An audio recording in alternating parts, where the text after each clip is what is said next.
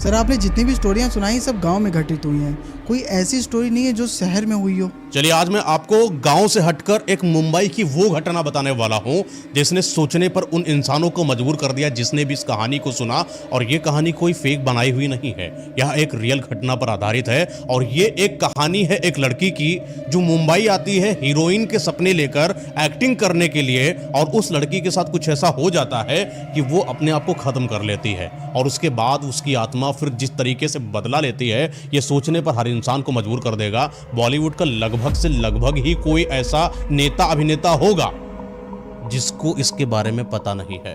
लगभग पता सबको है लेकिन बताता कोई नहीं, क्योंकि ये वो बातें हैं जो आज तक कभी बाहर जनता के बीच में आई ही नहीं। तो चलिए स्टार्ट करता हूं आपको वहां से जहां से असल में वो स्टोरी शुरू हुई थी। एक लड़की है चित्तौड़ की रहने वाली, उसका नाम महिमा था। और ये जो लड़की है बचपन से ही इसके अंदर चाल ढाल, बात करने का तरीका और लोगों से मुलाकात करने का तरीका थोड़ा सा अलगाव, मतलब अजीब सा था थोड़ा सा। क्योंकि जब भी वो किसी से बात करती थी बड़ी रोमांचक तौर पर बात करती थी। उसका जो शरीर था अपने माँ बाप के जैसे नहीं था। चित्तौड़ के रहने वाले वो उनके माँ बाप जो मिडिल क्लास फैमिली में रहते थे वो अपने उस जो बहुत ज़्यादा इच्छाएं होती हैं उनको तो उजागर नहीं करते थे, नॉर्मल अपनी लाइफ जीते थे। लेकिन इस लड़की का जो शरीर था वो सुडौल था, बेहद खूबसूरत, इतना खूबसूरत कि लगभग हर एक इंसान 18 साल की मात्र उम्र में उसको 22, 23, 24, 25 साल की समझता था, क्योंकि उसका शरीर बड़ा गठीला था। और हर एक इंसान लगभग जो लड़का या युवा था उससे शादी करने के सपने देखता था या उसको अपनी प्रेमिका बनाने के सपने देखता था। ये वो लड़की है जब 12-13 साल की थी इसको एक्टिंग करने का बड़ा शौक हुआ करता था। बातों बातों में किसी इस हीरो की एक्टिंग कर दी, मिमिक्री कर दी या वैसे चल कर दिखा दिया। एक्टिंग जैसे लोग करते हैं वैसे ही कर दिया करती थी। और कई बार तो इन हरकतों की वजह से उसको अपने स्कूल के छोटे छोटे प्रोजेक्ट जो कार्यक्रम होते हैं 15 अगस्त, 26 जनवरी या कोई स्पेशल फेयरवेल वाले में उनको पार्ट मिलता था। लोग बड़ी तारीफ करते थे, बोलते महिमा जो है एक्टिंग बहुत बेहतरीन करती है। और डांस तो क्या करती थी, डांस जब वो डांस करती थी तो सारे के सारे लोगों की नजरें सिर्फ उसके ऊपर ही ठहर जाती थी। यूं कहें कि उसका ये डांस इतना आकर्षक था कि हर एक इंसान उसके इस डांस का दीवाना हो जाता था। वो उसके शरीर की जो लचक हुआ करती थी, मैं गंदे वे से नहीं बता रहा, लेकिन हर एक इंसान की नजरें उसकी तरफ आने को मजबूर हो जाया करती थी। ये वो लड़की थी महिमा जो मात्र 12th क्लास के अंदर ही अपने स्कूल की सबसे सेंट्रल पॉइंट ऑफ गर्ल बनकर रही। लोगों की नजर रहती थी और हर एक इंसान उसकी तारीफ करता था। अच्छा, ग्राउंडेड थी, लोगों से बेहतरीन तरीके से बात करती थी। कभी भी रुतबे या एटीट्यूड या इतने लोग मुझे सम्मान दे रहे हैं इस चीज़ पर बात नहीं करती थी। हमेशा टीचरों का सम्मान, अपने से बड़ों का आदर, माँ बाप के प्रति प्रेम, जाना, इज्जत से रहना, इस तरीके की लड़की थी। बात बात में मुस्कुरा देना, हर बात को मुस्कुराहट के साथ, अदाओं के साथ पेश करना। कुछ लड़कियां होती हैं सोफिस्टिकेटेड टाइप की कि अगर आपको बात भी बताएंगी ना तो बालों को थोड़ा सा लहरा कर, थोड़ा सा क्यूट स्टाइल में आपको बताने की कोशिश करेंगे कि आपको कुछ वक्त तक उसकी बातों को सुनने के लिए रुकना ही पड़ जाए। कुछ वैसी महिमा थी, बातों में नजाकत, अदाओं में नजाकत, खिलखिलाहट में नजाकत, मुस्कान भी कई तरीके की वो करती थी। मतलब एक अलग लड़की थी। एक तरीके से कह सकते हो कि वो लड़की चित्तौड़ वासी तो नहीं लग रही थी। लग नहीं रहा था कि जैसे कोई मिडिल क्लास फैमिली की हो, ऐसा लग रहा था कि जैसे कोई बहुत ही रईसजादी हो, बड़ी लंबोगनी कार से उतरी हो और उसके आसपास उसके पल्लू को संवारने के लिए कई सारे सिक्योरिटी गार्ड सामने फटाफट आ जा रहे हो। यानी इतनी रईसजादी लगती थी। उसकी स्किन भी इतनी चमकदार थी। ये उसकी मैं खासियत बता रहा हूँ आपको। ये वो लड़की थी जब भी बाहर जाती थी घूमने के लिए मामा के यहाँ, नानी के यहाँ, हंसी हंसी मजाक मजाक में रैंप वॉक करती थी। रैंप वॉक जानते हो? वो मॉडलिंग करती थी लड़कियाँ, बातों बातों में ऐसे चलने आना, फिर कॉन्फिडेंट होना। अच्छा, इस समय बीतता जाता है, कॉलेज की ज्वाइनिंग होती है, सारी लड़कियां BSc, BA या अपने जो प्रोफेशनल कोर्स होते हैं उनको करती है। लेकिन इसका कहना है कि मैं सब कोर्स नहीं करूँगी, मुझे मॉडलिंग करना है, मुझे मास मीडिया करा दो, मुझे एक्टिंग करना है। तो उनके मम्मी पापा लोग थोड़ा सा मतलब बात को इतना पचा नहीं पाए, लेकिन वो अपनी बेटी की बात मानते थे। अच्छा, उनके जो टीचर्स थे या उनके जो सलाहकार थे वो भी बोलते थे कि लड़की के अंदर स्किल्स है और उसको थोड़ा सा डालो एक्टिंग वगैरह में, डांस भी बेहतरीन करती है और अगर डालो तो शायद हो सकता है कुछ निकले। मम्मी इनकी बड़ी ओपन माइंडेड थी, यानी लड़की के कई सारे मेल फ्रेंड्स हैं, उनको कोई आपत्ति नहीं थी। और अपने बॉयफ्रेंड के बारे में तक बताया था कि मुझे एक लड़का बड़ा पसंद है। हालांकि वो बॉयफ्रेंड था नहीं, बस पसंद था, क्रश था। तो मम्मी और इनके पापा लोगों के खुले विचारों के तहत ये मुंबई आती है और मास मीडिया का कोर्स करती है। यानी कि अपने आप को एक्टिंग की दुनिया में लाने का ये उसका पहला कदम था, इनिशिएटिव था जो उसको आगे की तरफ लेकर जाने वाला था। समय बीतता जाता है, ये अपने मुकामों को हासिल करने के लिए दिन प्रतिदिन बहुत कठोर मेहनत करती है, जिम जाती है, अपने शरीर पर ध्यान देती है, खान पीन पर ध्यान देती है, अपनी स्किन पर ध्यान देती है, अपने बालों पर ध्यान देती है और अपने गठीले और सुडौल शरीर पर ध्यान देती है कि कहीं पर भी उसको किसी भी तरीके के ऑडिशन में शरीर के तहत उसको निकाल न दिया जाए, क्योंकि हीरोइन का सबसे पहला जो हथियार होता है उसकी बॉडी होती है और उसका फेस होता है और उसकी नजाकत होती है। और वो चीज़ खत्म हो गई, वो हीरोइन के अंदर की वो जो रोमांच है वो खत्म हो जाता है, फिर उसको बड़े पर्दे पर कोई भी इंसान देखना पसंद नहीं करता। ये उसको बताया गया था, ये जिसके जहन में था कि मुझे कैसे भी करके अपने आप को इतना तैयार करना है कि जब भी किसी फर्स्ट ऑडिशन में मैं किसी निर्माता या निर्देशक प्रोड्यूसर के पास जाऊं तो मुझे फर्स्ट टाइम में ही स्वीकार कर लिया जाए। धीरे धीरे मुंबई में ही इसका समय बीतता जाता है और ये वहीं पर अच्छे से रहते हैं। अच्छा, ये एक अपार्टमेंट में रह रही थी जो कि इसने रेंट पर लिया हुआ था। लगातार पापा से रेंट का खर्चा उठाते उठाते लगभग 3 साल तो हो ही चुका था। और ये बात महिमा को कहीं ना कहीं अंदर से खलता था कि पापा को मैं फालतू परेशान कर रही हूँ, इसलिए वो थोड़े थोड़े काम करना चालू कर दिया। हालांकि अभी तक इसके कोर्स कंप्लीट हुए थे, जो छोटे छोटे से अवार्ड मिले थे ये इसकी शख्सियत को पहचान तो दे रहे थे, लेकिन वो पहचान जब तक पैसे में तब्दील ना हो इंसान की इंसानियत डगमगा भी जाती है, कई बार कमज़ोर भी हो जाती है और कई बार तो बहुत कुछ मरने पर मजबूर कर देती है। क्योंकि अगर आपकी जेब में पैसा नहीं ना साहब, आप किसी बाहर बड़े शहर के अंदर जीना आपका मुश्किल हो जाता है। ये हुआ महिमा के साथ। क्योंकि देखिए, आपको हीरोइन बनना है, आपके सपने तो हैं, लेकिन आपको प्रोडक्ट्स भी लेना है, आपको शॉपिंग भी करना है, आपको कपड़े भी खरीदना है, आपको लग्जूरियस लाइफ भी स्टाइल करनी है, एक बेटर अपार्टमेंट में आपको रहना भी है। क्योंकि अगर आप शख्सियत अच्छी नहीं रखोगे तो जाहिर सी बात है कि बड़ी पिक्चर में आपको साइन नहीं करा जाएगा। इसको ये चीज़ धीरे धीरे समय के साथ एहसास होती गई और इसने अपने आप पर काम करना चालू किया। ये इतनी मेहनती लड़की थी, खूबसूरत होने के बावजूद भी चाहती तो किसी भी लड़के से संबंध बनाकर उसके रुपयों का इस्तेमाल करके अपनी जीवन को बेहतरीन कर सकती थी और किसी के साथ भी धोखेबाजी कर कर अपनी लाइफ को थोड़ा सा स्मूथ कर सकती थी। लेकिन लड़की के अंदर ज़मीर जिंदा था। वो कहती कि मुझे जीना है तो अपने पैसों पर, जब तक नहीं कर रही हो तब तक मेरा बाप मेरे लिए काफ़ी है, वरना मेरे हाथ टूटे नहीं हैं। और अगर कभी ऐसी नौबत आई तो मैं अपने पापा के साथ जाऊंगी, अपने ज़मीर को नहीं बेचूंगी। इसने अपने आप को संवारना चालू किया और वो छोटे छोटे से काम करना चालू किया।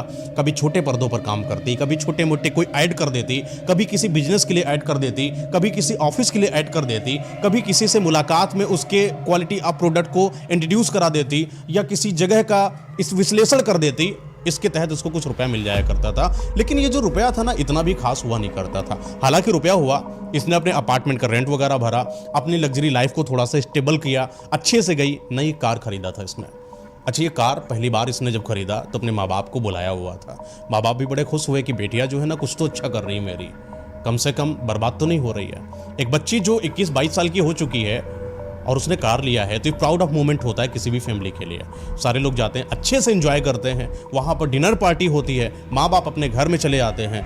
ये रात में बैठकर सोच रही थी कि जिस तरीके से मैंने अपने मम्मी पापा को बताया तो आज की रात में कि किस तरीके से हीरोइनों की ज़िंदगी होती है, किस तरीके से माँ बाप को बताया कि मैं आपको चित्तौड़ से लेकर मुंबई में ही शिफ्ट करा दूंगी, और बहुत सारे सपने भी इसने माँ बाप को दिखाए थे। तो वो सपने इसके दिमाग में घर करते चले गए और उन सपनों को जिंदा करने की बारी है। अब वो समय है जब छोटे मोटे कामों से बात नहीं चलेगी। अगर पूरी दुनिया में मशहूर होना है तो कोई बड़े ना बड़े पर्दे पर आपको आना ही पड़ेगा।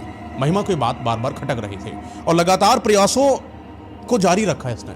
कई लोगों से बोलती कि मुझे कोई अभिनेत्री का अगर रोल हो तो मुझे बताइएगा। लोग भी बोल देते हैं अरे इतनी खूबसूरत, तुमको हीरोइन नहीं कोई बनाएगा, तुम हीरोइन होते ना चाटुकारिता करने वाले इंसान। खूबसूरत लड़की की चाटुकारिता करने पर आज कलयुग है, लगभग सारे के सारे एक्टिव हैं, सारे के सारे मर्द बोलते हैं महिमा हो तुम। धीरे धीरे अच्छा ये सब बातें चलती गई और वही 15 से 20 दिन का समय बीतता है। इसकी मुलाकात होती है एक ऐसे किसी एडवर्टीजमेंट के मामले में गई होती और एक ब्रोकर था जिसका नाम मोहन था। मोहन क्या करता था, लोगों को एडवर्टीजमेंट दिलाता था। जो एडवर्टीजमेंट दिलाता था उसके बिहाफ पर उनसे कुछ चार्ज भी करता था। तो महिमा से उसने कुछ चार्ज वर्ज करा। अच्छा, महिमा की बातचीत के दौरान महिमा और मोहन की थोड़ी बातचीत हुई, इन दोनों की आपसी जो अंडरस्टैंडिंग है वो सेटल होती गई। थोड़ा मोहन इनको काम दिला देता, ये काम करती, थोड़ा ब्रोकरी हो जाता।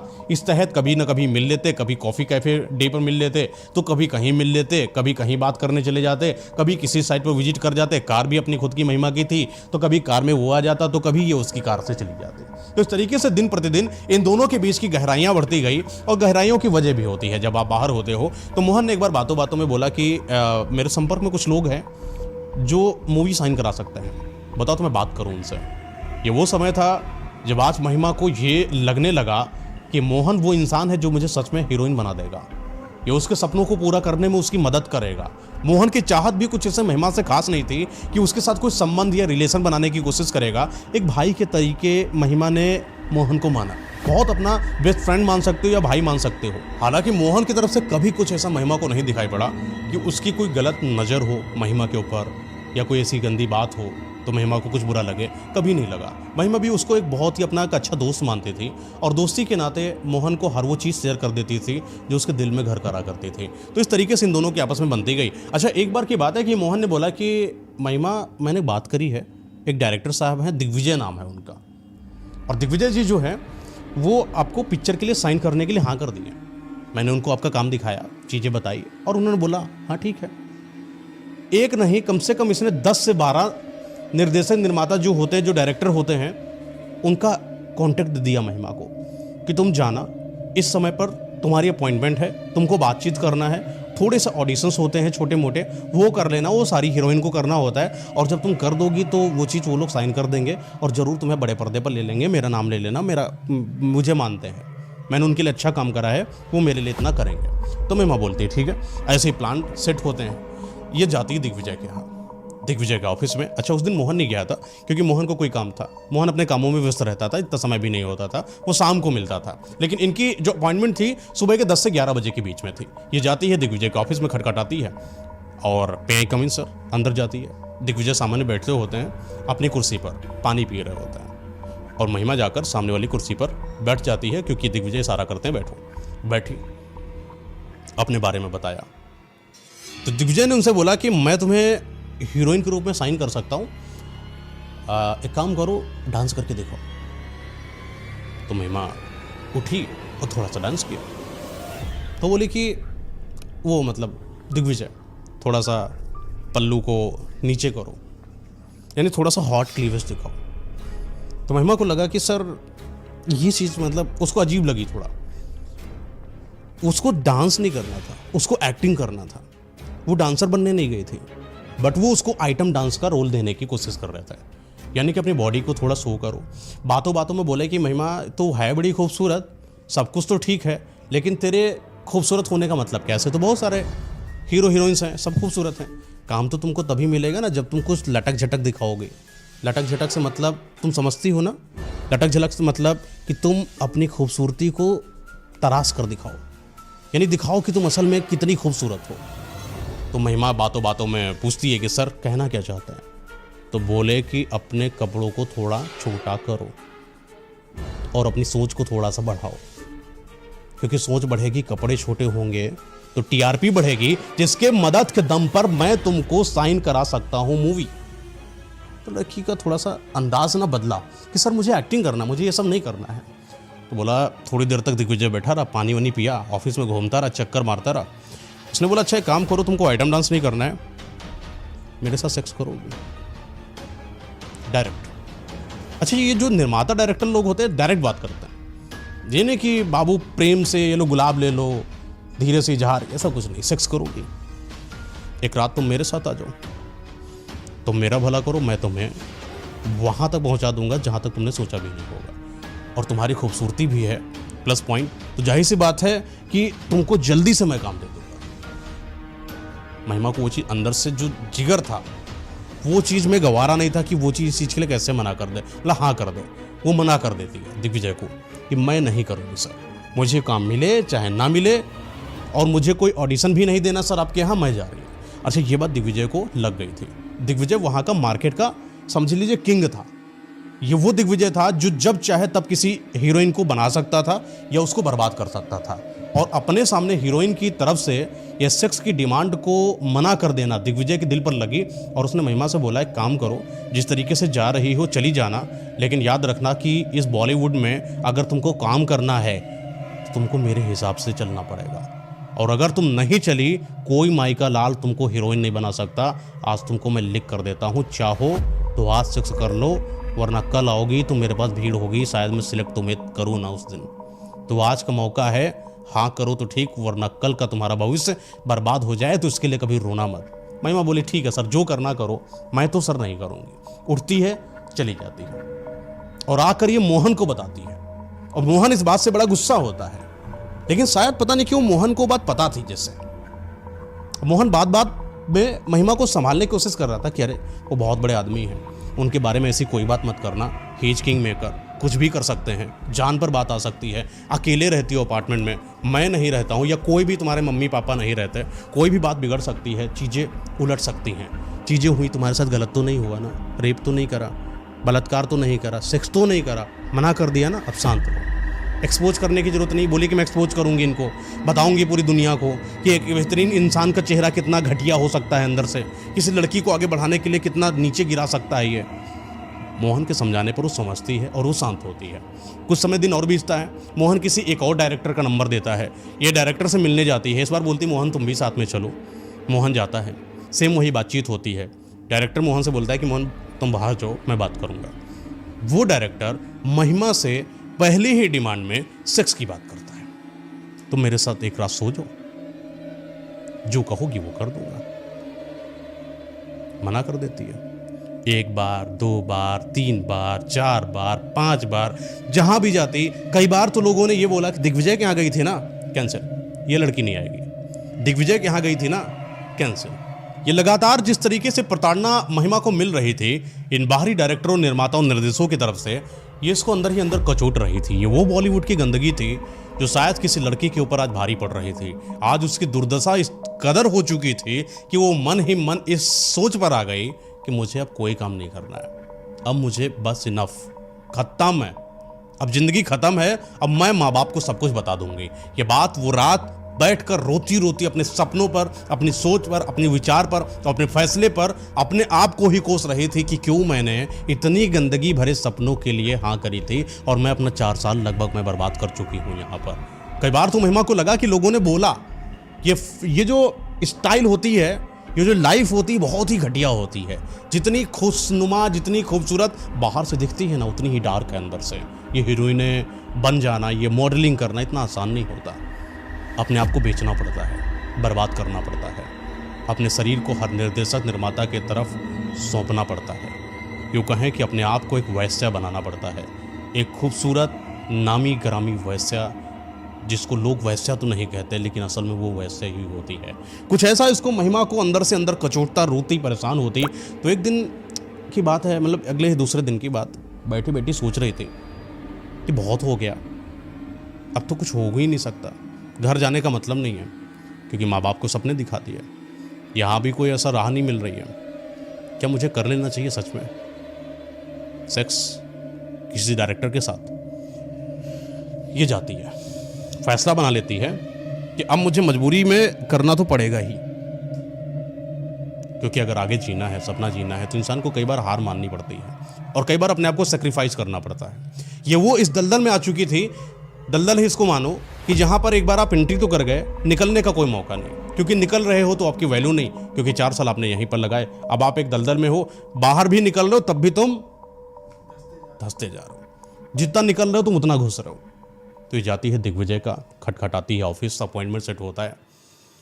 दिग्विजय ने पहले तो इसको बहुत ही तिरस्कार की नज़रों से देखा, जैसे कि कोई एक ऐसी अनजान सी लड़की जिसको कभी दिग्विजय मिला ही नहीं। उस कदर इसने बदतमीजी करी, बेइज्जती करी, और बोला कि कोई भी ऐरी गरी लड़की हमारे ऑफिस के अंदर ना आए। अपने सिक्योरिटी ऑफिसर बोलता है इसको बाहर कर दो। लेकिन कुछ वक्त के बाद दिग्विजय को लगा कि शायद हो सकता है कि लड़की जो है, जो इतनी खूबसूरत है, जिसने आज तक कभी किसी के यहाँ जमीर की वजह से काम नहीं करा, अगर मेरे पास आई है तो हो सकता हो कि मेरी किस्मत खुल जाए। दिग्विजय फ़ोन मिलाता है सिक्योरिटी ऑफिसर को और तुरंत उसको जो है बुलाता है, किसको, महिमा को, और अंदर से जो खटका होता है, यानी सिटकनी जो होती है, वो बंद करता है और महिमा के साथ बैठता है। कोई बातचीत नहीं करता, उसके क्लोज आता है, उसके कंधे पर ऐसे हाथ रखता है।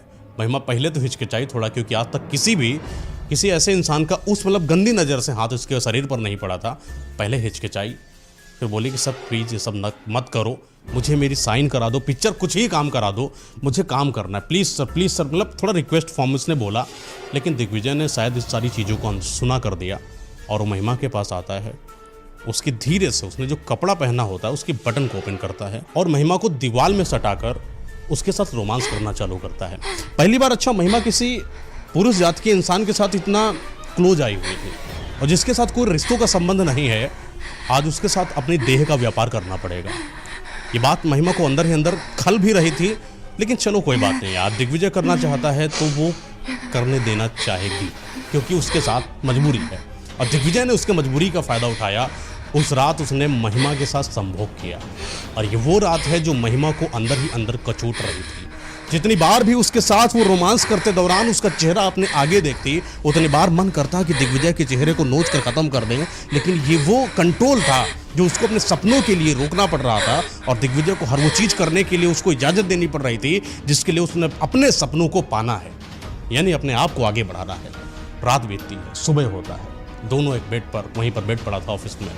सुबह उठते हैं तो देखते हैं कि दिग्विजय सो रहा है और महिमा जो है बगल में बिना कपड़ों के लेटी हुई है। अपने कपड़ों को संवारती है, संभलती है, पहनती है। दिग्विजय को उठाती है, दोनों लोग आपस में बात करते हैं, और बात करते करते दौरान एक दूसरे से अब प्रोजेक्ट पर बात होती है कि किस तरीके से काम होगा, किस तरीके से बात होगा, किस तरीके से आगे कहाँ पर ले जाया जाएगा। एक नए हीरो को इंट्रोड्यूस करा जाता है कि ये आपके हीरो होंगे और ये आपके साथ फिल्म को साइन करेंगे, और ये इस तरीके से ये पूरी स्क्रिप्ट उनको दे दी गई। इस स्क्रिप्ट के दौरान भी महिमा को हीरो के साथ सेक्स करना था। अब वो समय बीत गया था जहां पर दिग्विजय ने महिमा के साथ संभोग तो करा ही था, दिग्विजय के संपर्क के लगभग 11 लोगों के साथ दिग्विजय ने महिमा के साथ सेक्स करा दिया। उसकी रजामंदी हो या ना हो, उसके साथ सेक्स करा दिया।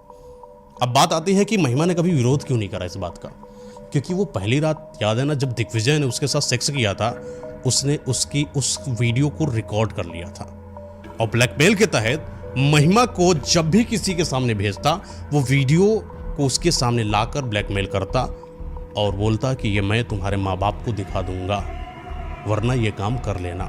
वो ब्लैकमेल, वो इमोशनल टॉर्चर उस लड़के को इस कदर बर्बाद कर गई कि लगभग हर एक पिक्चर की साइन, हर एक हीरो से मुलाकात उसकी सेक्स के बिना होती ही नहीं थी। हालांकि उसने अपना नाम भी बनाया। इस बीच उसकी पिक्चर भी लॉन्च होती है और लोगों को बड़ी पसंद आती है, बड़ी हिट मूवी भी जाती है बॉलीवुड में, अच्छा जाता है, फेम भी अच्छा मिलता है उसको, पैसा भी अच्छा मिलता है, समय के साथ घर भी बनता है। वहीं पर एक नया विला ले लेती है, बढ़िया बढ़िया गाड़ी हो जाती है, लेकिन वो शान शौकत उसके शरीर के व्यापार के तहत ही बनी हुई थी।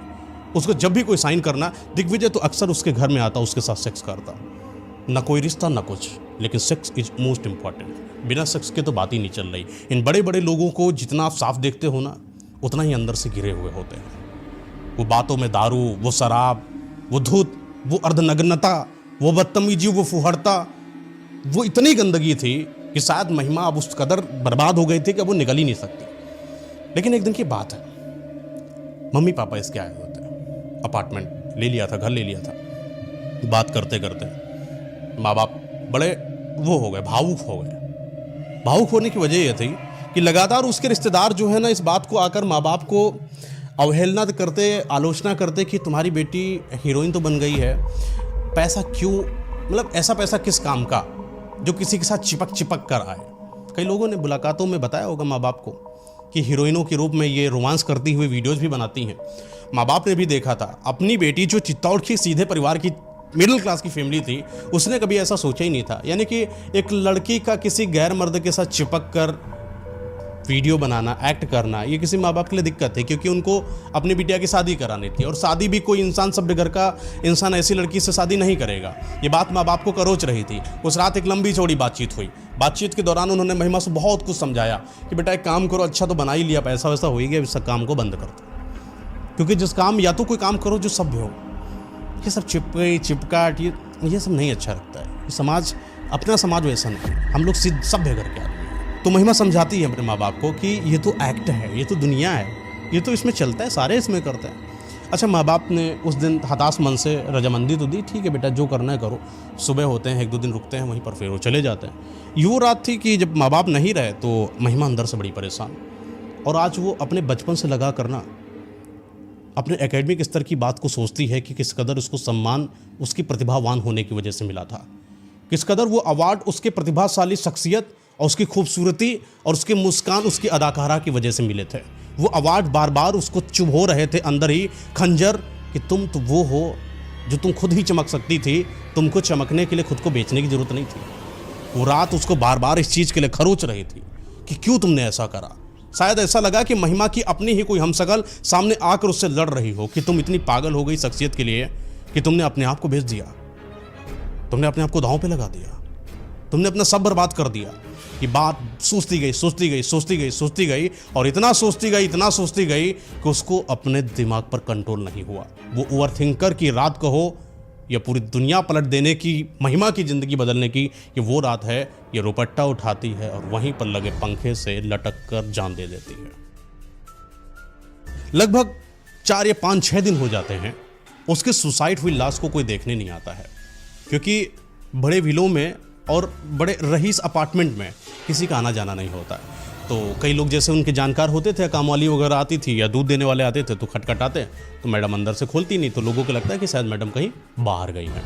3 दिन, 4 दिन, 5 दिन, 6 दिन, 8 दिन बीतते चले गए, कोई पता जाता नहीं कहाँ है कहाँ नहीं है। घर वाले भी परेशान कि बिटिया फ़ोन नहीं उठा रही है।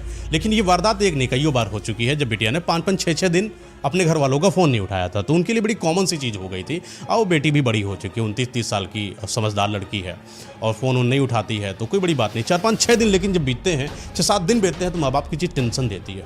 तो माँ बाप ने मोहन को फ़ोन किया कि बेटा तुमको मिली महिमा, क्योंकि महिमा 5-6 दिन हो गया फ़ोन नहीं उठाया। अच्छा अंकल जी ऐसा हुआ है क्या? मैं तो दरअसल इस समय यूएसए में हूँ, थोड़ा सा एक प्रोजेक्ट के तहत आया हुआ था, मैं जाता हूँ, मुझे 2 दिन लगेगा जाने में। वो 2 दिन के बाद यहाँ से वापस से यहाँ आता है और देखता है महिमा को खटखटाता है गेट, लेकिन खुलता नहीं है, अंदर से बंद है। कई लोगों से पूछता है, चौकीदारों से पूछता है कि क्या सीन है। माँ बाप को फ़ोन मिलाता है कि देखो किसी रिश्तेदार के यहाँ तो नहीं। सब कुछ पता कर लिया गया, बहुत कुछ जांच पड़ताल हुई, लेकिन महिमा का कोई अता पता नहीं चल रहा था। पूरा दिन सब कुछ मुलाकात हुई, पुलिस स्टेशन में तक इस चीज़ की अर्जी डलवा दी गई कि लड़की गायब है। पुलिस आती है तो सबसे पहले पुलिस में वहीं के एसआई साहब थे, तो उसने कहा कि एक काम करो, पहले तो ये दरवाज़ा खोलो, देखो कि क्या है, कुछ शायद हिंट मिले कि लड़की है कहाँ। दरवाज़ा अंदर से लॉक था, तो 2-3 लोगों ने धक्का मारा, दरवाज़ा टूटा, और जैसे ही दरवाज़ा टूटता है तो अजीब सी गंध नहीं होती है, जैसे किसी की मरने वाली लाश की, वो गंध वहाँ से आना शुरू हो गई। लोगों ने ऐसे ऐसे नाक पर उंगली रखा, बंद किया। लोगों को लगा कि कुछ पता नहीं क्या बड़ी अजीब सी गंध है, शायद किसी ने चिकन विकन तो नहीं खाया। अंदर गए, सारे दरवाजे ओपन थे, और एक दरवाजे पर वही लाश उस पंखे पर लटक रही थी, मक्खी भिनभिना रही थी, सड़ रही थी खाल, तो लटक लटक कर थोड़ा सा लटक आई थी। ये आंखें पूरी बाहर थी, जीभ पूरी बाहर थी, हाथ ऐसे लटक चुके थे जैसे पूरे अकड़ गए हों, शरीर में कोई जान नहीं। 6-7-8 दिन की बासी लाश है, मक्खियाँ लगी पड़ी हैं, चूहे वूहे तक शायद ऊपर से ऐसे छिपकली नहीं होती है, ऊपर से चढ़वड़ के उसके ऊपर आ गई हैं। तो जैसे जाते डंडा मारते सब भड़बड़ा के इधर उधर भागते हैं और धीरे से उसको उतारते हैं। ये बात माँ बाप को पता चलती है, माँ बाप रोते रोते आते हैं और उस लड़की को वहाँ से उठाया जाता है और उसके अंतिम संस्कार करा जाता है। ये वो दिन है जब माँ बाप को और किसी को नहीं पता कि आखिर मेरे गए हुए अभी 10 दिन भी नहीं बीते हैं और मेरी बिटिया ने उस दिन इतने अच्छे से बात करी और मैंने ऐसा क्या कह दिया कि उसने फांसी लगा ली। बात बार बार उसकी जो वाइफ थी, पति की यानी कि माँ इनकी, कोस रही थी कि शायद हम लोगों ने ज़्यादा बोल दिया लगता लड़की को, इस वजह से उसने अपने आप को कंट्रोल नहीं करा। बातें कुछ भी हों, लेकिन आप गहराई तक कितना पहुंचोगे, गहराई पहुंचने के लिए आपको आसपास होना पड़ेगा, और गहराई है नहीं क्योंकि आपकी लड़की बड़ी दूर रहती है। तो बातें थोड़ी सी पता चली कि कभी इसको किसी से लड़ाई हो गई, उस पर थोड़ा केस वेस हुआ, लेकिन उसका कोई मतलब नहीं। माँ बाप भी अब परेशान है कि बेटी ख़त्म हो चुकी है, और वो एक हाउस है जहाँ पर भी लड़की ने बड़ी शिद्दत से उस घर को ख़रीदा था, और वो घर को लॉक करा जाता है, बंद किया जाता है। माँ बाप भी अपने चित्तौड़ में आ जाते हैं और अपनी बेटी की उन यादों को लेकर सिर्फ पड़े हैं, क्योंकि उनकी अकेली बेटी थी। और रिश्तेदार भी इस चीज़ का ताना देकर जाते थे कि और करा लिया, बन गए अमीर, बन गई हीरोइन। दूर घरों में जाने वाली लड़कियां वैसे ही बर्बाद हो जाती हैं। लोगों की ताने और अपने अंदर की वो खरोंच इन माँ बाप को जो बढ़ती हुई उम्र के उस तगाजे पर खड़े थे जहाँ इनको अंदर ही अंदर खरोच रही थी। आज वो घर पूरा बंद है। लगभग 4-5 साल बीत जाते हैं, उस घर को कोई नहीं लेता है, क्योंकि वो घर के बगल के लोग रहने वाले इस चीज़ के बारे में जब भी कोई आता उनसे बातचीत करते दौरान बता देते कि यहाँ पर लड़की ने सुसाइड करा था। और ये वो कृत्य था जब भी कोई इंसान उस घर में जाता, चाहे वो किराए के माध्यम से या बेचने के माध्यम से। कई लोगों ने बोला था इसको बेच दो, लेकिन बिके भी तब ना जब खरीदार आया। खरीदार को पता चल जाता कि यहाँ पर सुसाइड हुआ था, तो लोग वैसे इसको नहीं खरीदते थे। समय बीता, 6 साल 7 साल बीतता चला गया, कोई नहीं आया। अच्छा, अब यहाँ पर इस स्टोरी का पूरा टर्निंग पॉइंट आ जाता है, क्योंकि एक गांव है, मुरदेस नाम का गांव है। नाम थोड़ा सा अजीब है। और उस गांव के रहने वाले बहुत सारे लोग बहुत सीधे हैं और बहुत पढ़ने वाले आदमी हैं। मतलब वहाँ पर पढ़ाई पर ज़्यादा ध्यान दिया गया है। वहाँ पर एक लड़का है जिसका नाम सुरेंद्र है। उसने अभी जो शादी करी थी, 3-4-5 साल हो गए थे, एक वैशाली नाम की लड़की से शादी करी थी। बहुत ही अच्छी लड़की थी वैशाली। अच्छा, गांव के तौर तरीकों से रहती थी। गाय को चारा देना, गोबर उठाना, भैंस वगैरह उनके घर पर थी, दूध वगैरह निकलवाना, मम्मी पापा यानी अपने सास ससुर की कहीं हेल्प करना, मदद करना, ऐसे रहती थी। और सुरेंद्र थोड़ा सा काम करने के दौरान उसके मुंबई में ज्वाइनिंग हुई थी। वो भी पढ़ा लिखा लड़का था, इंजीनियरिंग करी थी, तो कोई इसको जॉब मिल गई थी। अच्छा, जॉब मिल गई तो लड़का भी कूल था और मुंबई में रहता था। इसको भी तलाश थी कि इतने दिन हो गए मुंबई में रहते रहते और लोगों के यहाँ अपार्टमेंट ले रहा हूँ और पैसा अच्छा खासा हो चुका है, एक घर ले लेता हूँ। अगर कहीं सस्ते में घर और मिल जाए सही रेट पर तो मैं उसको ले लेता हूँ। तो सुरेंद्र जो है इधर उधर ब्रोकर से बातचीत करता है। तो एक ब्रोकर मिलता है और ब्रोकर से बातचीत करते दौरान बताता है कि यार एक घर है, लेकिन अगर तुम विश्वास ना करो तो वो तुम्हारे लिए घर है, वरना फिर बेकार है। थोड़ा सस्ता पड़ेगा, मात्र 35 से 40 लाख में तुमको दिलवा दूंगा, हालांकि 1.5 करोड़ की प्रॉपर्टी है। तो बोला इतना सस्ता क्यों, कोई बात है क्या? हाँ, बात बस इतनी है कि एक लड़की ने सुसाइड करा था। और तुमको तो पता ही है कि आजकल के लोग कितने अंधभक्त हैं, कितने सब डरते वरते हैं। बताओ, सुसाइड वाली लड़की है, वो कहाँ से खा जाएगी? आत्माएं कहीं होती हैं क्या? और आत्माओं के डर की वजह से कोई वहाँ जाता नहीं। अगर तुम चाहो तो मैं तुम्हें दिला दूंगा। और उनके माँ बाप भी वैसे वहाँ रहते नहीं, चित्तौड़ में रहते हैं। और मेरी कई बार बातचीत हुई है, वो 35-40 तक तुम्हें दे देंगे, अगर तुम लेना चाहो तो ले लो। तो सुरेंद्र कहता है कि पागल है क्या, आत्माएं कहीं होती हैं क्या? आत्माएं और सुरेंद्र को मारेंगी? कौन सी आत्माएं? चलो मुझे दिलाओ चल के। 35 लाख में घर साइन होता है, कुछ कागजात कार्यवाही करी जाती है और डन होता है। घर के अंदर कागजात, रजिस्ट्री, सब कुछ इनके नाम, जितना भी प्रोसेस टाइम होता है सब कुछ ले लेता है। और ये घर जाता है, सरप्राइज के तौर पर अपने मम्मी पापा को रजिस्ट्री दिखाता है कि तुम्हारे बेटे ने फाड़ दिया, मतलब खरीद लिया। क्या खरीद लिया? एक घर खरीद लिया। कहाँ पर? मुंबई में। किसने? सुरेंद्र ने। बड़े खुश घर वाले, क्योंकि घर वालों को क्या पता क्या स्थिति। अच्छा, सुरेंद्र भी अपने मम्मी पापा को नहीं बताता, न वैशाली को, कि इसके अंदर ऐसी सुसाइड वाला सीन हुआ था, क्योंकि वो बताकर इस चीज़ को बखेड़ा खड़ा नहीं करना चाहता। क्योंकि उसको पता है कि गांव की वही रूढ़िवादी परंपरा, जिनको ये लगता है कि भूत प्रेत आत्माएं सुसाइड करने वाली जगहों पर रहती हैं, और ऐसी जगहों पर जाना किसी जान को जोखिम में लगाने के बराबर है ही नहीं। तो सुरेंद्र उस चीज़ को नज़रअंदाज करते हुए प्लानिंग करता है। कुछ दिन गांव में रहने के बाद वैशाली से बोलता है, और मम्मी पापा से आशीर्वाद लेने के बाद वैशाली को, और उनकी बेटी भी थी, बड़ी बड़ी प्यारी बेटी थी, मतलब बहुत चहकदार किलकारी करने वाली लड़की नहीं, छोटी छोटी होती हैं, बहुत ज़्यादा बोलती हैं, छोटी छोटी बात। वान्या नाम की लड़की थी, बड़ी प्यारी सी। नाम भी रखा था वैशाली ने, वी से रखा था, और ऐसे अपने नाम से उसने उठाया था, शब्द बुद्ध मिला के। तो वैशाली सुरेंद्र ने उसको उठाकर, यानी कि वैशाली, सुरेंद्र और लड़की तीनों यहाँ से मुंबई आ जाते हैं। पहली बार वैशाली किसी एक बड़े घर में, जो कि लग्जूरियस से बना हुआ है। 1.5 करोड़ का घर, भाई घर होता है। और थोड़ा सा पहले के ज़माने में, आजकल के ज़माने में 1.5 करोड़ भले अच्छा ना मिले, पहले की तो बात ही अलग थी। बहुत पहला भी नहीं था, अभी लेटेस्ट ही था। तो वहाँ जब एंट्री करते हैं, अच्छा, वैशाली जैसे ही उस दरवाजे को ओपन करती है, फर्स्ट टाइम ओपन कर रही है, लेकिन वैशाली को कुछ अलग सा आभास हुआ। उसको थोड़ा अच्छा नहीं लगा। होता है, आप किसी घर में आप एंट्री करते हो, कई बार आपको बड़ा अच्छा लगता है, कई बार थोड़ा अधूरापन सा लगता है। वैशाली के अंदर कुछ तो अधूरापन था, कुछ तो ऐसा संकोच रही थी, जैसे सन्नाटा, बेचैनी, एक डार्क सी साइलेंट जो ची की आवाज़ दे, हल्की सी, वो सन्नाटा उस घर के अंदर प्रवेश द्वार पर ही। वैशाली ने कहा कि बड़ा थोड़ा सन्नाटा नहीं है, बहुत शांति लग रही है। सुरेंद्र बड़ा पागल हो गया, शहर के बीच में इतना बड़ा घर, सोसाइटी पॉश एरिया, यहाँ पर लोग चहकते नहीं हैं, यहाँ पर लोग शांत रहते हैं, और बड़े लोग शांत रहते हैं। तुम्हारे जैसे बक बक बक बक नहीं करते हैं, लड़ना नहीं यहाँ पर। यहाँ वो अपना घर नहीं है कि चिल्ला रहे एकदम पागलों जैसे। शांति से बोलना, इज्जत से बोला जाता है, और बगल वाले शरीफ हैं, दिखना भी शरीफ हो, गंवार शरीफ दिखना, ऐसे बातों में बातें चलती हैं और लेकर चले जाते हैं। और लड़की जो वान्या है वो भी बड़ी को पापा पापा, यानी वाह पापा यहाँ पे ये भी है, अरे पापा यहाँ तो इतना बड़ा तालाब है। वह पागल, तालाब नहीं स्विमिंग पूल है। अच्छा, कहीं नहाते वहाते स्विमिंग पूल में, और कपड़े वपड़े बदलते हैं। घर भी बढ़िया फर्निश्ड है, पूरा फर्नीचर वगैरह सब लगे, कोई फर्नीचर हटा ही नहीं, कहाँ लेकर जाएंगे, फुल फर्निश्ड करता। घर के अंदर इंटर करते हैं, किचन विचन भी बहुत अच्छी है, चिमनी वगैरह सब कुछ लगा हुआ है। तो आज वैशाली भी खुश है, उसको खाना वाना बनाने पहले दिन घर में एंट्री करो मीठा बनाओगे, नियम होता है। और पंडित को भी बुलाया गया कि यहाँ पर जो है सत्यनारायण जी की कथा हो जाए तो मज़ा आ जाए। तो प्लान पूरा सेट होता है कि सत्यनारायण जी की जो है कथा भी करा लिया जाए। और मीठा तो बन ही चुका है, तो मीठे में कुछ छोटा मोटा लड्डू वगैरह जो होता है वो उस लड़की ने बनाया वहाँ, यानी वैशाली ने सुरेंद्र के लिए, और माँ बाप भी आए हुए थे, सबके लिए बनाया छोटा। एंड सत्यनारायण की कथा का निर्धारण होता है, और सत्यनारायण कथा करने के लिए पंडित जी आते हैं। उस घर में सारी चीज़ों की व्यवस्था करी गई, और यह भी बोला गया था कि क्योंकि घर लिया गया है, मीठा वगैरह बन चुका है, हालांकि ये नियम के विरुद्ध होता है। थोड़ा सा होता है कि जब आप किसी घर के अंदर प्रवेश करते हो तो जब तक कि आपकी जो पूर्व कार्यवाही होती है, जैसे कि आपको पूजन सामग्री से संबंधित या जितनी भी विद्याएं होती हैं वो करवा लेना चाहिए गृह प्रवेश करने के दौरान, लेकिन इन्होंने उन सब चीज़ों को ध्यान नहीं दिया। और ध्यान देने वाला एक मर्द होता है किसी भी घर में, या एक महिला होती है, लेकिन सुरेंद्र उस ख्यालातों का था नहीं। सुरेंद्र थोड़ा सा उच्च क्वालिटी के ऊंचे दर्जे का सोचने वाला था। उसको लगता था ये सब धार्मिकता और ये भूत प्रेतात्माएं, ये सब बनाया हुआ कुछ रोजगार वालों का धंधा है, कोई मतलब है नहीं। तो हालांकि सुरेंद्र की अपनी सोच, उससे क्या लेना देना। फिलहाल इनके घर पर गृह प्रवेश करने की पूरी तैयारी कराई गई, क्योंकि माँ बाप का फोर्स हो रहा था कि गृह प्रवेश तो करना ही पड़ेगा।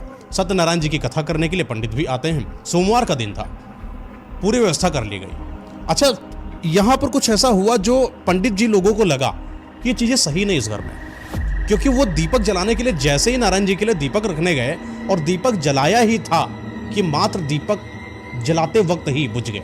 ना कोई हवा, ना कोई ऐसी बात, ना कोई कि कोई उठाओ एकदम से कुछ गिर गया हो जम से, उसकी हवा लग के बुझ गया हो, कुछ नहीं, वो गिर गया। तो वहाँ के पंडित जी पुरोहित थे, उन्होंने बोला कि ये सही नहीं है, दीपक बुझना अशुभ होता है, और अगर दीपक बुझ गया है तो इस घर को लेने से पहले कई सारी चीज़ों पर काम करना पड़ेगा। जैसे कि मुझे देखना पड़ेगा कि यहाँ की ग्रह की ऊर्जा कैसी है, इस ग्रह की ऊर्जा के दौरान ही अगर ये चीज़ सही होगी तो ठीक, वरना घर मत लेना, क्योंकि ये घर बहुत विनाशक पैदा हो सकता है। घर के किसी भी सदस्य के ऊपर कोई बड़ी दुविधा को ला सकता है। पुरोहित जी ने जैसे इस बात को बोला, सुरेंद्र, उनके माँ बाप जो है वहाँ पर बैठे हुए थे, तो सुरेंद्र ने बोला कि अरे पंडित जी आप कथा कर दो, क्योंकि अब तो रजिस्ट्री हो भी चुकी है। अब अगर लेना और ना लेना वाला मतलब ही नहीं। अगर ऐसा होता है कि रजिस्ट्री चलो नहीं हुई है, चीज़ें पैसा पूरा पे नहीं करा गया है, तब एक इंसान बात कर सकता है कि रहना है कि नहीं रहना है। अब तो रजिस्ट्री भी हो चुकी है, पैसा भी दे दिया जा चुका है, अब रहना है तो साहब इसी में रहना है, तो अब आप पूजा कर दो। तो पुरोहित जी ने बोला कि मैं नहीं करता पूजा, ऐसी जगहों पर जहाँ पर मेरा दीपक जो है वो बुझ जाए, वहाँ पर मैं मंत्रों को मैं उच्चारित ही नहीं करता। तो पंडित जी ने अपने चीज़ों को, सामान वामान जो होता है वो पैक करा, और जो सामान इनसे पैसा वैसा लेना था इन लोगों को, वो सब कुछ लिया हुआ, और वो चले गए, और पूजा यहाँ पर नहीं करी गई। तो पूजा जब नहीं करी गई तो अपना ये सुरेंद्र, उनकी पत्नी लोगों ने वही अपना आरती वगैरह सत्यनारायण जी की कथा खुद से ही करा, और पूजा संपन्न करके खुशहाली से रहने के लिए तत्पर हो गए। 1-2 दिन बीता गया। जो लोग आए हुए थे, बुआ के लड़के या बुआ वगैरह, मामा मामी, वो सब अपने घर चले गए। माँ बाप भी 7-8 दिन रुके, बोले कि अब बेटा घर जाना है, वहाँ भी देखना है सब। तो बोले ठीक है, वो भी अपना घर निकल गए। अच्छा, जब घर निकल गए वो अपने काम में, ये सुरेंद्र यहाँ पर, वैशाली यहाँ पर, और वन्या अपना, तीनों यहाँ पर रह रहे हैं। सुरेंद्र अपना सुबह उठता, काम के लिए निकल जाता, क्योंकि उसका इंजीनियरिंग जो ऑफिस था घर से मात्र 7 से 8 किलोमीटर की दूरी पर था। तो अपनी गाड़ी उठाता और वहाँ से वो चला जाता अपना काम वाम करने। अच्छा, सुबह 9 बजे उठता, और कम से कम रात के वही 8 या 9 बजे के आसपास अपने घर भी जाया करता था। 2 दिन, 3 दिन, 4 दिन बीतता चला गया। अच्छा, वैशाली जो है ना, दिन प्रतिदिन यहाँ पर कुछ बदलती हुई दिखाई पड़ रही थी। वैशाली का जो रवैया था वो सुरेंद्र के प्रति भी बदलता हुआ दिखाई पड़ रहा था।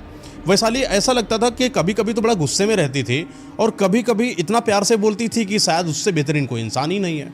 कई बार तो सुरेंद्र के ऊपर लड़ जाती थी कि तुम इतना देर क्यों लगा देते हो, मुझे तुम्हारी याद आती है, और हम दोनों लोग अकेले आए हैं दूर एक शहर में, ना कोई अपना ना कुछ, कम से कम जल्दी आ जाया करो कुछ दिनों के लिए।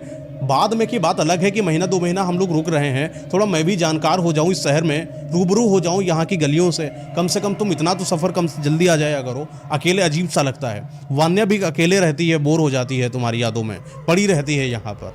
और मैं बात करूं तो किससे करूं, तुम हो कि फ़ोन भी नहीं उठाते ऑफिस में। इन सब चीज़ों की थोड़ी सी झड़प होती है, फिर इन दोनों की थोड़ी सी बातें होती, सुलह होती है। सुरेंद्र भी बोलता बात तो सही है, लेकिन काम का जो प्रेशर होता है इंसान को कहाँ निकलने दे, 8 से 9 बज जाता। लेकिन धीरे धीरे दिन बीतते गए, 15 दिन हो गया, 16 दिन हो गया। अच्छा, वैशाली को कुछ रात में इसके घर पर अजीब सा लगने लगा। कई बार वैशाली ने ये बात सुरेंद्र को बताने की कोशिश करी कि सुनो, कुछ मुझे यहाँ पर अजीब लगता है। मुझे कई बार पता नहीं ऐसा क्यों लगता है कि जैसे कि कोई यहाँ पर पहले से हो, और जब मैं उसको वहाँ पर देखने जाती हूँ वहाँ पर कोई नहीं मिलता। तो मुझे लगता है कि शायद मुझे बात तुमको बतानी चाहिए थी। मैंने कई बार तुमको बताने की कोशिश करी, लेकिन तुम उस बात को हंसी मजाक में नज़रअंदाज कर देते हो। लेकिन आज की बात बड़ी अजीब सी थी। आज कुछ ऐसा हुआ जो मुझे मजबूर कर रहा है कि ये बात तुम भी जानो और तुम इस पर थोड़ा पड़ताल करो कि है क्या आखिर ये चीज़। बोला क्या हुआ? बोले कि जब तुम यहाँ से गए हुए थे वही 12-1 बजे का दोपहर का समय था, बहुत सन्नाटा सा था। अचानक से पता नहीं क्यों ऐसा लगा कि जैसे कि किचन का दरवाज़ा थप से हुआ, धक्का सी लगी। तो मुझे लगा कि कोई बिल्ली विल्ली आई होगी। मैं वहाँ पर गई और जैसे ही गई तो मैंने देखा कि वहाँ पर जो दूध मैंने उबालने के रखा हुआ था वो नीचे गिरा हुआ है। और जब मैं आसपास देखी तो वहाँ कोई बिल्ली नहीं थी, और बिल्ली आने का सवाल ही नहीं। अगर आई और गिरा इतनी जल्दी वो गायब कहाँ हो गई? मैंने पूरे घर में तलाशा, लेकिन वो कहीं नहीं मिली। और जैसे मैं दूध को सही करके रख रही थी, रखते ही दौरान मैं बाहर की तरफ रख कर सुबीते से सही से वही किचन का जो वो होता है, क्या बोला जाता है उसको, पत्थर जहाँ पर लगता है ना, उसके ऊपर जो चूल्हा वगैरह होता है उस पर मैंने रख दिया था। और जैसे मैं बाहर कुंडी बंद करके आई कि मेरा दूध सुरक्षित है, कि मुझे खट से आवाज़ आई कि वहाँ पर फिर से कुछ गिर गया। और मैंने जैसे दरवाज़ा खोला फिर वो दूध नीचे गिरा पड़ा था, और इस बार तो कोई बिल्ली भी नहीं थी। मैं थोड़ा सा सक पकाई, मुझे डर लगा, अजीब सा लगा मुझे कि अचानक हुआ कैसे। तो सुरेंद्र बोला हो सकता है कि तुमने सही से रखा नहीं होगा, सही एक स्टेबल नहीं रखा होगा, इधर उधर रख दिया, तुमने दरवाज़ा बंद किया, तेज हवा आई और वो गिर गया। उसने लॉजिक दे दिया। तो लड़की ने बोला अच्छा ठीक है कोई बात नहीं, लेकिन फिर भी मुझे थोड़ा सा अजीब लगने लगा है यहाँ पर। ये बात सुरेंद्र को बताती है, सुरेंद्र उस बात को लॉजिकल पैटर्न से आंसर देकर उसको डिनाई कर देता। और इस बात को करते करते आराम से लोग बातें करे, खाना पीना खाए, सो गए। फिर वही सुबह की तैयारी, सुरेंद्र अपने ऑफिस में, ये यहाँ पर। अच्छा, ये बात शायद जो सुरेंद्र को उसने बताई थी, ये बात कोई तो था इस घर के अंदर जो नहीं चाहता था कि सुरेंद्र को ये बात पता चले। क्योंकि उस दिन के बाद से, जिस दिन से इसने सुरेंद्र को ये सब चीज़ें बताई, उस दिन से वैशाली के साथ कुछ अजीब सी घटनाएं घटना चालू हो गई। इसको ऐसा लगा कि जैसे कोई वॉशरूम में इसके साथ नहा रहा हो, या कई बार तो इसको लगता है कि जो उसकी गहने हैं या जो उसकी साड़ियाँ हैं कोई पलट जाता है या कोई एक बार पहन कर देखता है। कई बार उसको लगता है कि शायद मैंने उतार कर रखी हो साड़ी, या ये जो सामान, ये गहना, ये ज्वेलरी, ये मैंने जो रखा है ये हो सकता हो कि मैंने उतार कर यहीं रखी हो। लेकिन कई बार बड़ा ध्यान करके जब वो वहाँ पर वो सामान रख कर जाती और थोड़ी ही देर के बाद आती तो देखती कि वो सामान उसका वहाँ पर नहीं है, थोड़ा सा खिसका है, जैसे कि थोड़ा सा उल्टा हो, जैसे कि थोड़ा सा अजीब तरीके से, बेढंगा तरीके से रखा हो, जैसे किसी ने अलमारी से वो साड़ी को निकाल कर बाहर रख दिया हो, जैसे किसी ने इसके प्रोडक्ट का इस्तेमाल कर लिया हो। कुछ अजीब सा लगता है, जैसे कि कोई पाउडर वाउडर से नीचे पड़ा हो, बिखरा सा हल्का सा। तो उसको बड़ा अजीब लगा अंदर से। अच्छा, इसके पास कुछ खास इतना भी नहीं था सामान, थोड़ा था कि पाउडर, क्रीम, बिंदी, दुनियादारी, ये तो सबके पास होता है, उतना था इसके पास। धीरे धीरे इसके अंदर कुछ शौक पैदा हो गए कि मुझे भी ना अच्छे कपड़े पहनना है। टीवी लगी थी घर पर, और एक टीवी के अंदर दराज थी, टीवी के नीचे जहाँ पर टीवी लगी, नीचे वो बनाए जाते हैं ना, उस दराज को उसने खोला तो लॉक था। लॉक क्यों है ये नहीं पता, लेकिन लॉक की जो चाबी थी वो थोड़ी ही दूर पर चाबी भी पड़ी हुई थी। और वो चाबी जो है, जैसे उसने लॉक पर लगाकर ऐसे खट से खोला, उसने देखा कि एक लड़की की कई सारी फोटो जो उसके अंदर रखी हुई है। वो लड़की कौन हो सकती इसको नहीं पता था, पर ये जो लड़की थी जिसकी फोटो जिसके अंदर थी, वो फोटो जिसको अपनी तरफ खींच रही थी, वो फोटोज महिमा की थी, जिसका ये अपार्टमेंट था। उसने अपनी फोटोज को फोटोशूट वगैरह कराती थी और अपने ड्रॉर में रखा होगा, तो शायद किसी ने उस पर ध्यान नहीं दिया तो वहाँ पर रखी होंगी। तो जब उसने महिमा को देखा, बड़ी इसमें खूबसूरत सी लग रही थी, अच्छी लग रही थी, उसके कपड़े पहनने के स्टाइल, उसकी वो ड्रेसिंग स्टाइल वैशाली को बड़ी भा रहे थे। वो बार बार महिमा के जैसे बनने की कोशिश करने लगी मन में। उसको भी अंदर से ललक पैदा हुई, इतनी प्यारी सी लड़की है, इतने अच्छे से सस्ती संवरती है, मैं भी रहूं। सुरेंद्र आता है रात में, उससे बातचीत करते करते दौरान उसने बताया कि आज मैंने ड्रॉर को खोला और मुझे ये जो है लड़की की फ़ोटोज़ दिखी, ये कौन है अपने घर पे। तो सुरेंद्र बोला कि हो सकता हो कि जिसका पुराना घर हो, उन लोगों ने मतलब कि इस वाले ड्रेस में रखा और नहीं ले गए होंगे। तो बोले कि ये फ़ोटोज, तो फ़ोटो देखा है उस लड़की की, बोला वहीं पर रख दो, पड़ी रहने दो। और आपस में खाना वाना खाए, ऐसा अपनी बातचीत हुई। अच्छा, बातचीत करते दौरान वही 10 से 11 बज गया था।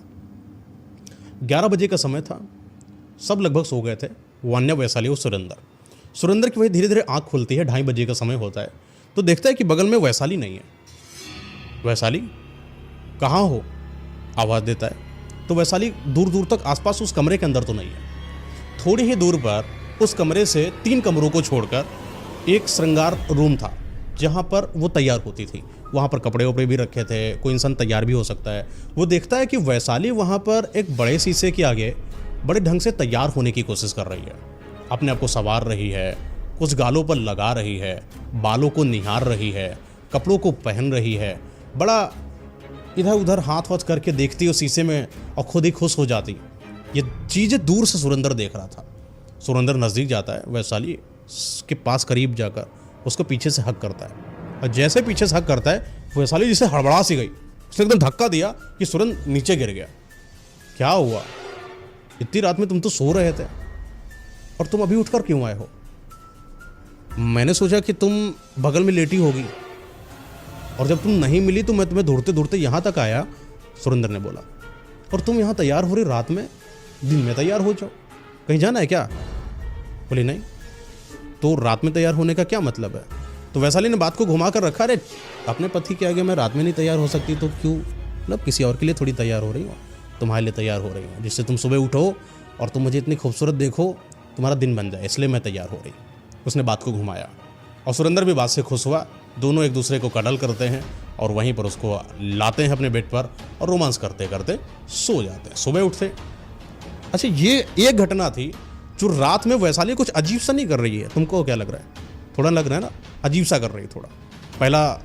पहली बात तो रात के अंदर तैयार होना, श्रृंगार करना, ये अजीब सा है किसी महिला के अंदर। अच्छा, सुरेंद्र की ये बात थोड़ा खटकी तो, लेकिन वो उसका रोमांटिक अंदाज रोमांचक लगा नहीं। दूसरा दिन बीतता, तीसरा दिन बीतता है, ऐसे सुरेंद्र से बोलती है, एक काम करो ना, मेरे लिए क्रीम ला दोगे, ये वाली मेरे लिए ज्वेलरी ला दोगे। धीरे धीरे प्रतिदिन इसकी डिमांडें बढ़ती चली गई, यानी कि वो खूबसूरती को बढ़ाने के लिए जो प्रोडक्ट्स होते हैं वो वैशाली दिन प्रतिदिन सुरेंद्र से मंगवाती रहती थी। और कई बार तो सुरेंद्र ने वैशाली को मार्केट का रास्ता भी दिखा दिया था, तो कुछ समय के लिए तो वैशाली खुद ही चली जाया करती थी वान्या को लेकर, शॉपिंग कराती, बाहर जाती। अच्छा, इसकी शॉपिंग में वान्या की शॉपिंग कम, सुरेंद्र की शॉपिंग कम, अपने लिए शॉपिंग ज़्यादा होती थी। पहली बार ऐसा हुआ कि सुरेंद्र घर पर आया, रात के 10 बजे थे, दरवाजे को खटखटाया और जैसे ही खटखटाया तो देखा क्या कि एक सामने लड़की खड़ी है जो साड़ी नहीं पहने है, एकदम वेस्टर्न ड्रेस में, शॉर्ट ड्रेसेस, बिल्कुल एकदम जैसे कोई मॉडल हो। बालों को भी वैसे जूड़ा बना रखा है, 2 बालों को साइड से निकाल रखा है और यहाँ पर मस्कारा, ब्लश जो होता है वो सब लगाया। और ये वैशाली है जिसने इतने खूबसूरती से अपने आप को संवारा कि कोई बड़ी मशहूर मॉडल से कम नहीं लग रही थी। सुरेंद्र बोला, वैशाली तुम? बोला, और क्या, मैं नहीं हो सकती क्या तैयार? मैं भी तो मॉडल हूँ। थोड़ा सा अंदाज में बोलती है और सुरेंद्र को पकड़कर अपनी तरफ खींचती है, दरवाज़ा बंद करती खुद ही, और उसको उसके साथ रोमांस करने की कोशिश करती है। ये बात सुरेंद्र को थोड़ा सा अजीब लगी। अभी तक जो लड़की गांव की रहने वाली थी, इतनी जल्दी उसको शहर की हवा लग जाना सुरेंद्र को थोड़ा सा खटका कि शायद हो सकता है कि शहर में इतने लोगों को देखती है तो कपड़े वपड़े पहनने का शौक होगा। तो सुरेंद्र ने मना किया कि वैशाली ऐसा मत करो, अच्छी लगती हो तुम जब गांव की तहजीब में रहती हो। मुझे ये सब देखने के लिए या मुझे रिझाने के लिए तुम ये काम मत करो, मैं तुम्हारा अपना हूँ। वैशाली बोलती है कि नहीं, मुझे लगता है कि तुम मुंबई में इतनी खूबसूरत लड़कियों को देखकर कहीं उनके दीवाने ना हो जाओ, इसलिए तुम मेरे ही दीवाने रहो। और क्या कमी है आखिर मुझ में, देखो मैं कैसी लग रही हूँ तुम्हें। तो सुरेंद्र से बातों बातों में नजाकत से, उसकी जो नजाकत थी ना, वो वैशाली की नहीं बची, वो महिमा की थी।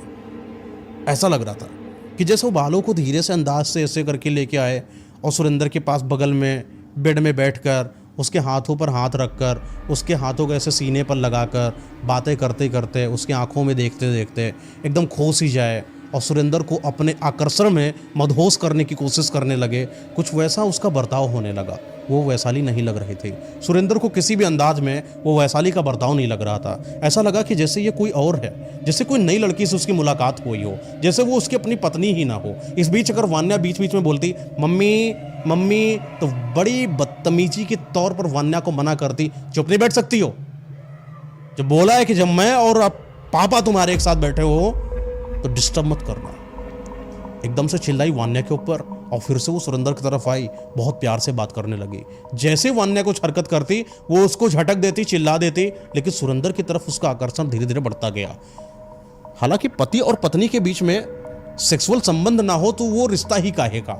वैशाली और सुरेंद्र के बीच में भी कुछ अच्छे रिश्ते थे फिजिकल, लेकिन वो जो सेक्स करते दौरान वो जो अंदाज वैशाली का रहता था कि सुरेंद्र ही हमेशा इनिशिएटिव लेता था और वैशाली कभी कुछ भी हरकत नहीं करती थी सेक्स करते दौरान। लेकिन इस बार जब वो रात को वैशाली और सुरेंद्र एक दूसरे के साथ संभोग कर रहे थे तो ऐसा लग रहा था कि जैसे वैशाली सुरेंद्र के ऊपर कमांड ले रही हो, जैसे कि उसको कुछ नई पोजीशंस के बारे में पता हो, जैसे कि वो वैशाली के जैसे हरकत कर ही नहीं रही थी।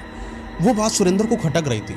हालांकि संभोग हुआ, सुबह हुए, पूछा ऐसे बातों में जब वैशाली उस तरीके के भाव से अलग होकर, यानी रोमांटिक माहौल से अलग होकर नॉर्मल एक लड़की के तरीके बर्ताव कर रही थी, सुरेंद्र ने वैशाली से पूछा कि आज रात में तुम बड़ा मूड में थी, बड़ी अलग सी लग रही थी, कहाँ से सीख रही हो ये सब? तो वैशाली बोले नहीं, तो वो बिल्कुल एकदम नॉर्मल बिहेव कर रही थी। उसे बोला कि तुमने शॉर्ट ड्रेस पहना था। वैशाली बोले नहीं, तो मैंने क्यों कहाँ पहना था? बोला तुमने शॉर्ट ड्रेस पहना था, बढ़िया जूड़ा पहना था, ये सब मॉडल्स वगैरह तरीके बन रही थी, तुम ऐसे लचक लचक के बात कर रही थी, रैंप वॉक कर रही थी, तुम हमें चला के दिखा रही थी और तुमने अपने सीने, मेरे सीने पर अपना पैर रख दिया था तुमने, इतना तो तुम एक्टिव नहीं थी। वैशाली बोलती मैंने ऐसा कुछ करा ही नहीं था, पागल हो क्या? सपने में देखा करते हो क्या? मैं क्यों करूँगी ऐसा? मैं तो तुम्हारा सम्मान करती हूँ, मैं सीने पर पैर, पागल हो? तो सुरेंद्र ने सोचा कि वैशाली है, हो सकता हो कि मूड वूड में हो, उसने ऐसा कुछ कर दिया हो, अब डिनाई कर रही है, शर्मा रही है। तो सुरेंद्र ने उस बात को लाइटली लिया, काम धंधा सपना चला गया। एक दिन बीतता है, फिर धीरे धीरे समय बीतता है, इसके रोमांस और भी खतरनाक होते जाते। वैशाली और भी ज़्यादा एकदम अपने आप को खूबसूरत बनाती चली जा रही थी। समय के साथ ऐसा सुरेंद्र को लगने लगा कि वैशाली बहुत खूबसूरत हो गई है, उसके अंदर मॉडलिंग एक्टिविटी होने लगी है, वो गांव की अब वैशाली नहीं बची है। ऐसा लगा जैसे शहर की कोई अदाकारा हो, जैसे उसके अंदर किसी अभिनेत्री ने प्रवेश कर लिया हो। उस कदर से उसका शरीर की बनावट भी धीरे धीरे सुडौल होती जा रही थी। वो जो हल्की सी मोटी थी, अपने आप को एक्सरसाइज करने पर फोकस करने लगी, अपने स्किन केयर करने लगी, बालों को बड़ा फोकस करती, अपने शरीर पर ध्यान देने लगी। दिन प्रतिदिन बीतते गए, महीना 2 महीना नहीं बीता है, लड़की बहुत खूबसूरत हो गई। वैशाली इतनी खूबसूरत हो गई कि सुरेंद्र को लगा कि ये मेरी अपनी वाइफ कहीं मेरे हाथों से ही ना चली जाए। तो उसके ऊपर वो कमांड करने की कोशिश करने लगा। कई बार उसको बोलता कि तुम ये सब कपड़े मत पहना करो, साड़ी वाड़ी पहना करो, अच्छी लगती है साड़ी में। लड़कों का बड़ा अच्छा रहा, लड़कियों को रोकने का सबसे बढ़िया तरीका, कुर्ती में अच्छी लगती हो तो बाहर ना जाए, वो बोलता वैशाली से। एक दिन की बात है, ये अपने ऑफिस में बैठा हुआ था, लंच का समय था। इसका दोस्त था किशोर नाम का, वो मोबाइल चला रहा था। अच्छा, मोबाइल में वो बी ग्रेड मूवी नहीं होती जो लड़कियां रोमांस करती हैं लड़कों के साथ, थोड़ा सा कपड़ों वपड़ों को उतार देती हैं, पूरा नग्न हो जाती हैं। वो पॉर्न नहीं होता है, आपको सेक्स करते हुए नहीं दिखाते, बट नॉर्मल सा होता है, डी ग्रेड बी ग्रेड कुछ होता है। वो देख रहा था और देखते देखते बोलता है, देखो कितनी अच्छी सीरीज आई है, नई, बहुत अच्छी है, तुम भी देखना, रात में मज़ा आ जाएगा, बीवी को भूल जाओगे अपनी, इतनी खूबसूरत लड़की पहली बार देखी मैंने। तो सुरेंद्र बोलता है अच्छा ऐसा है, दिखाओ।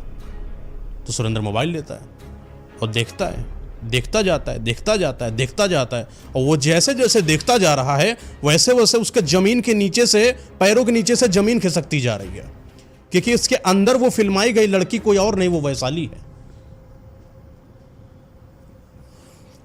पहली बार सुरेंद्र को लगा ये कैसे हो सकता है, वैशाली तो घर में है और वो घर पर ही रहती है, मैं अपने काम पर आता हूँ, आखिर वैशाली ये सब करेगी क्यों? और वो तो जानती भी नहीं ये सब फिल्म वगैरह क्या होती है, और फिर यहाँ तक ये कैसे आ सकती है। लंच का समय था, 12-1 बजे था। उठता है, गाड़ी उठाता है, चलता है, तुरंत घर जाता है। खटखटाया तो कोई नहीं घर में, सिर्फ वान्या, क्या मतलब वो लड़की वैशाली है नहीं। बेटा मम्मी कहाँ है? वो रो रही है, क्योंकि वान्या को वो मारकर रोज अंदर बंद करके जाती थी। और वान्या ने बताया कि पापा मम्मी कई दिनों से रोज बाहर जाती हैं। कितने दिनों से बेटा जाती हैं? बताया क्यों नहीं? क्योंकि मम्मी ने मना कर रखा था, बहुत मारा था और बोला था कि पापा को ये बात बताना नहीं। और लगातार 20-25 दिन 1-1.5 महीना हो चुका है, ये लड़की रोज कहीं बाहर जाती थी। ये सुरेंद्र अंदर ही घर के अंदर छुप गया इस चीज़ का पता लगाने के लिए कि वैशाली कैसे आती है, क्या होता है, सब कुछ पता करना है अब इसको वैशाली के बारे में। आज सुरेंद्र घर के अंदर ही बैठा है। शाम के वही 8 बजते हैं। सुरेंद्र आता था 9 से 10 बजे के बीच में। 8 बजे के आसपास घर के अंदर किसी लड़की की एंट्री होती है, मतलब वो वैशाली है। वो वैशाली अकेली नहीं आई है, वो 2 मर्दों के साथ आई है। 2 लड़के उसको घर के अंदर आते हैं छोड़ने के लिए और उसके हाथ में ऐसे किस करके जाते हैं छोड़ते छोड़ते, और एक उसको हक करके जाता है। ये बात जब कोई एक गांव का लड़का अपनी ही पत्नी के साथ और इस कदर देखे कि वो हल्का सा दारू के नशे में जैसे लुत्फ सी लड़की, यानी उसकी वाइफ वैशाली, और उसको 2 लड़के, कोई हाथ पे किस करके जा रहा है, कोई पीछे से हक करके जा रहा है, और ये बात किसी भी मर्द को अंदर तक हिला सकती थी। लेकिन सुरेंद्र जितना ज़्यादा गुस्सा था उतना ही ज़्यादा खुद को कंट्रोल कर रहा था, क्योंकि इसे अब यह पता करना था कि वैशाली सच में जाती कहाँ है। इसने वैशाली से कोई भनक नहीं करी। सबको सेट है कि आज सुरेंद्र कहीं बाहर है, आज वो नहीं आएगा, और सुरेंद्र अंदर ही बैठा है घर के अंदर। वो वैशाली की हरकतों के ऊपर नज़र बिठाए बैठा है। वैशाली को बताया फ़ोन करके कि आज मैं नहीं आऊँगा, आज मैं थोड़ा सा बाहर हूँ। 10 नहीं बजता है, 11 नहीं बजता है, एक बाहर से बेल की आवाज़ आती है। एक आदमी आता है और वो बड़ा ही फेमस निर्माता है इंडस्ट्री का, जिसके बारे में सुरेंद्र भी जानता है, जो बहुत ही फेमस, जिसका नाम दिग्विजय है। वो एंट्री करता है और एंट्री करते ही वैशाली के साथ रोमांस करना चालू करता है। और फिर वो रात जितनी हसीन थी दिग्विजय के लिए, उतनी ही ज़्यादा दुख से भरी थी सुरेंद्र के लिए। वो दूर कमरे के किनारे होल से अंदर के दृश्य को देख रहा था, जहाँ दिग्विजय और वैशाली अंतरंग होकर संभोग कर रहे थे एक दूसरे के साथ, और वान्या दूसरे कमरे में बंद सो रहे थे। सुरेंद्र का दिमाग खराब हुआ और वो दरवाजा खटखटाता है, और जैसे ही दरवाजा खटखटाता है तो पता चला दरवाजा बंद भी नहीं था। अंदर जाता है, हाथ में लोहा था उसके, और जाकर दिग्विजय को वहीं पर मार देता है। खत्म कर दिया उसने दिग्विजय को। लेकिन दिग्विजय को खत्म करने पर क्या रास्ता निकल जाएगा? नहीं। उसने वैशाली की आंखों में डालकर आंखें देखा, और वैशाली को घूरते हुए उसके इन कृत्यों के ऊपर क्वेश्चन मार्क लगाते हुए उससे पूछा कि तुम ऐसी कैसे बन गई? वैशाली ने बोला कि क्या कर दिया तुमने सुरेंद्र? क्यों मारा तूने दिग्विजय को मेरे? तेरी इतनी औकात कि तू मेरे दिग्विजय को मारेगा?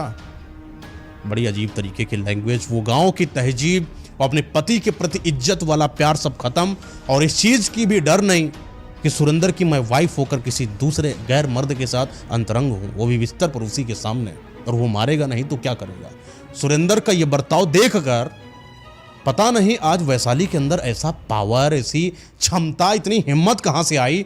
उसने वहीं पर खड़े होकर सुरेंद्र को तमाचा मार दिया, और ये वो तमाचा था जो सुरेंद्र को पुरानी सारी बातों को याद करा दिया कि क्यों लड़कियों को गांव से शहर नहीं लाना चाहिए, क्यों लोगों ने मना करा था कि शहर में क्या जरूरत है ले जाने की, अपनी वाइफ खुश तो है। लेकिन सुरेंद्र ने सब कुछ हटाकर उसको सिर्फ माना था, अपनी पत्नी को इज्जत दी थी, उसके सहारे वान्या को और घर को छोड़कर फ्री माइंड से काम करने के लिए जाता था।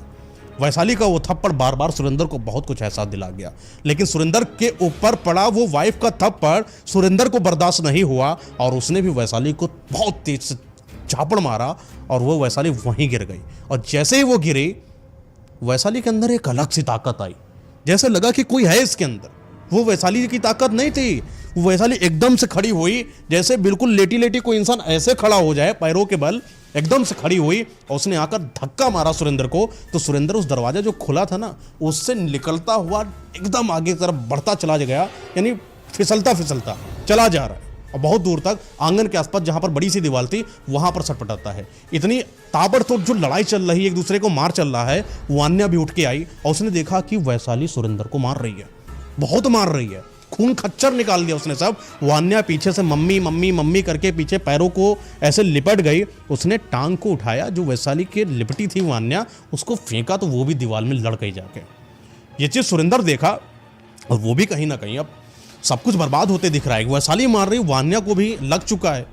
वान्या को पकड़ा, फिर वो वान्या मतलब बार बार आती बचाती अपने पापा को, तो ऐसे गर्दन पकड़ा, ऐसे दीवार में धाड़ धाड़ धाड़ धाड़ 3 से 4 वो उसने लड़ाया, तो पूरा ये सर्व चपट के पूरा खून सब नीचे, यानी वान्या वहीं पर मर गई। सुरेंद्र अपनी जान बचाकर भागने की कोशिश करता है और मुख्य दरवाज़ा जो होता है वहाँ खोलता है और भागने की कोशिश करता रहता है, भागता रहता है। हालांकि ये वो सोसाइटी है जहाँ पर कोई किसी के बारे में कुछ भी हो जाए फोकस ही नहीं करता। ये वो रात, ये वो मंजर जहाँ पर एक लाश दिग्विजय की उसके कमरे में, एक लाश उसकी वान्या की, और खुद लथपथ वैशाली के हाथों से मार खाया सुरेंद्र भाग रहा है सड़कों पर। भागते उसको गाड़ी मिलती है जो कि बड़ी अजीब सी सुनसान है। वो बस है, उसमें कंडक्टर है और ड्राइवर है, वो गाड़ी चला रहे हैं। उस बस में वो बैठ जाता है। कंडक्टर पूछता है कहाँ जाना है, रात का समय था, कुछ उसको दिखा भी नहीं खास, कुछ नहीं बोलता है, बैठ जाता है। गाड़ी आगे की तरफ जा रही होती है, कंडक्टर को पैसा देता है, चढ़ जाता है क्योंकि उसको भागना है। बस के अंदर भाग रहा, अभी बस के अंदर कोई नहीं है।